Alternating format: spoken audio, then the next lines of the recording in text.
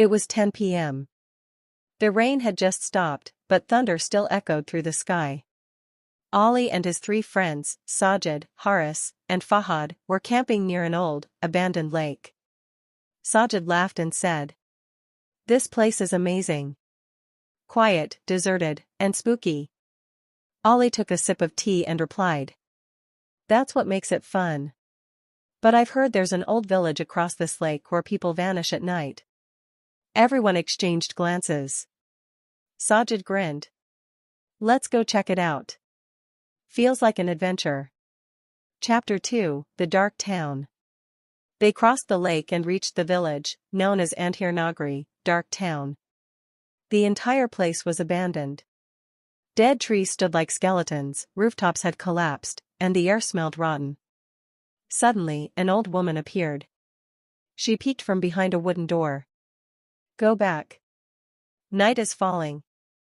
She vanished before they could speak. "Should we go back?" Haris asked nervously. Ali shook his head. "No. We came to uncover the mystery. We're not leaving yet." Chapter 3, Footsteps in the Shadows. It was midnight. The friends sat in a ruined house, studying old maps and strange objects. Suddenly, a shadow passed by the window. Fahad turned on his flashlight. Nothing. "What was that?" they whispered. Then came a knock on the door. Knock, knock, knock.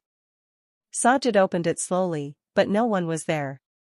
Just a blood-soaked letter lying on the ground. The note read, "Why didn't you leave? Now none of you will survive." Chapter 4, The Cemetery Path. By dawn, Fahad had vanished. The remaining 3 headed toward the old cemetery, drawn by strange screams. There, they saw Fahad, but it wasn't him anymore. His eyes were pure white, body covered in mud, and his face, demonic. "This isn't Fahad, something has possessed him," Ali yelled. The old woman appeared again. "He won't return, unless one of you offers a sacrifice."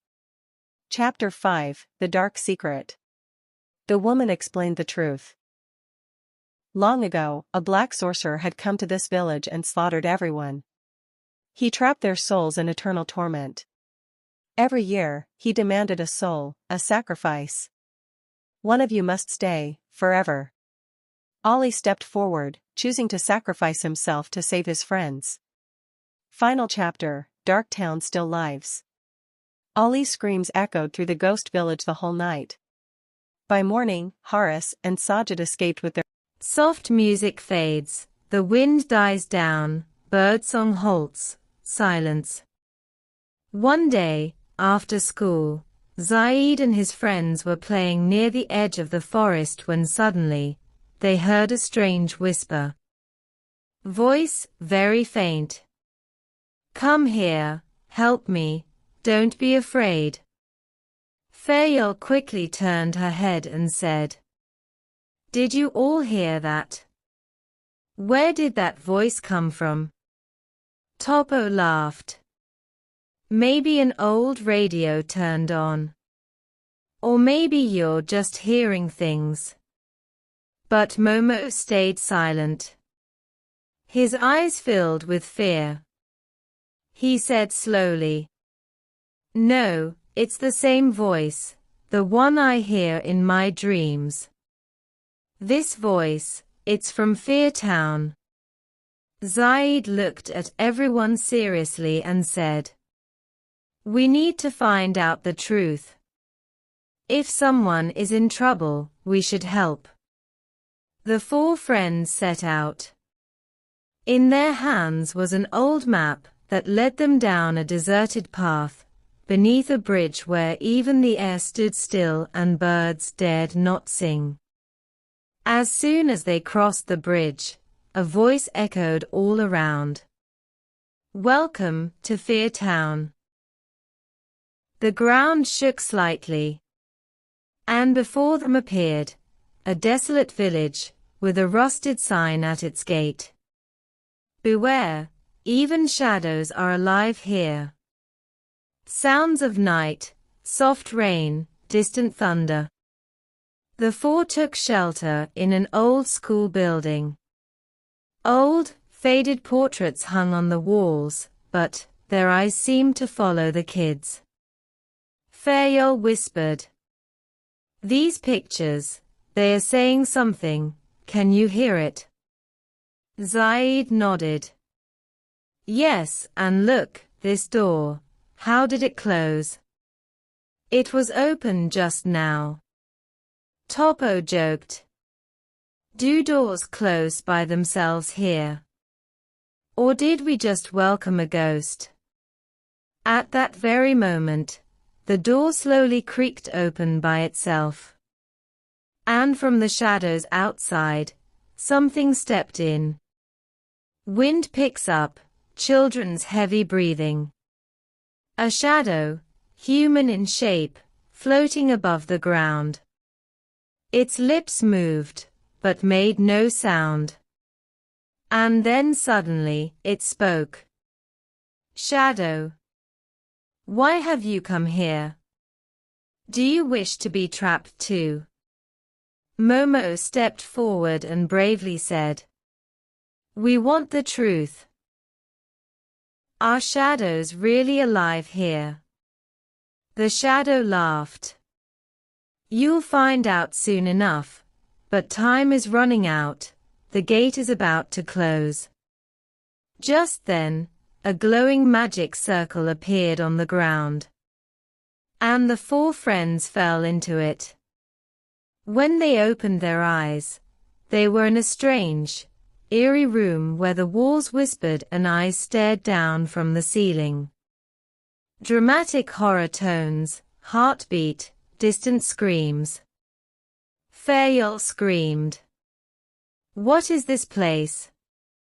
Zaid looked toward a beam of light, and read the words etched on the wall.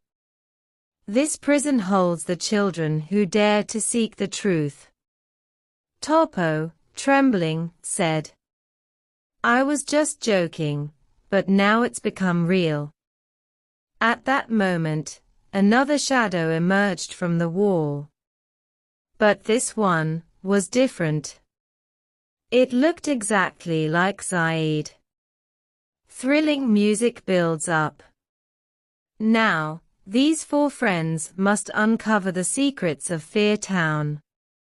But to do that, they'll have to face their own shadows, their own fears, and the truth hidden within themselves. But the question is, will they ever make it back? Or will they become part of Thai?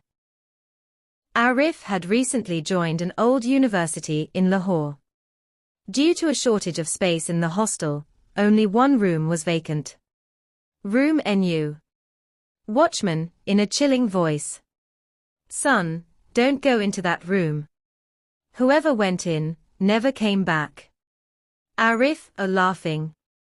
"I'm not afraid of ghosts and jinns." The watchman silently handed him the key, and Arif walked into room number 13. That night, when everyone was asleep, Arif suddenly woke up. The lights in the room were off.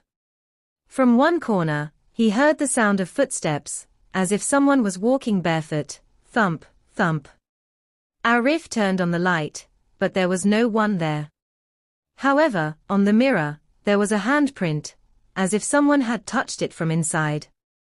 The next night, Arif was looking out of the window when suddenly the door behind him slammed shut. He ran to it, but it wouldn't open. Then, suddenly, he heard a whisper. "This is my room, get out." Arif turned around, but no one was there. The door slowly creaked open by itself. And a shadow drifted across the air. While cleaning the room, Arif found an old, torn diary. There were bloodstains on it. Inside, it read, "My name was Sarah. I was murdered in this room, my soul still lingers here. I need justice." A chill ran down Arif's spine. Could this room be hiding a murderous secret? That night, Arif had a dream. A girl, soaked in blood, was standing beside his bed.